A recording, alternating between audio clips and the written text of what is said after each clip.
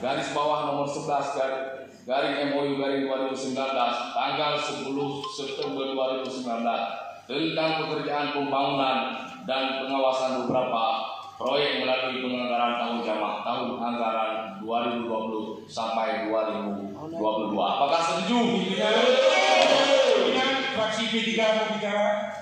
Fraksi P3 mau bicara? Malu saya betul. Bismillahirrahmanirrahim. Assalamualaikum warahmatullahi wabarakatuh.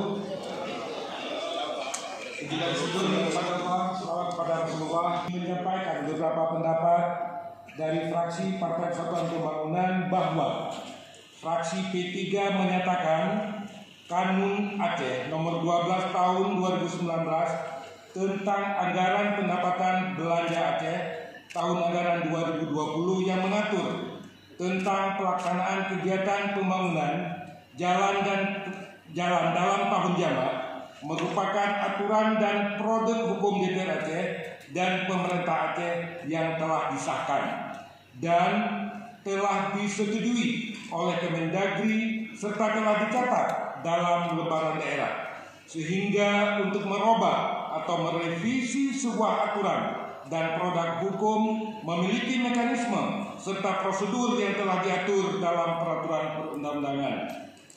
Sangat naif rasanya bila forum pimpinan DPR Aceh melakukan voting atau penolakan terhadap substansi yang terkandung dalam tahun anggaran tersebut. 2.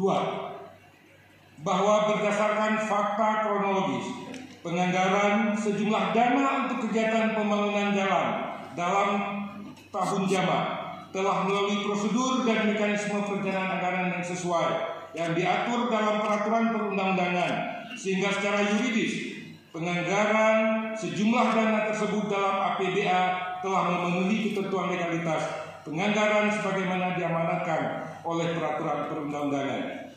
3. Bahwa pembangunan sejumlah ruas jalan sebagaimana tersebut dalam rencana pembangunan jalan dalam tahun jamak merupakan harapan dan dambaan masyarakat Aceh wilayah tengah, pesisir timur, pesisir barat selatan, dan Kepulauan Simelu yang merasa terisolir selama puluhan tahun sejak Indonesia merdeka.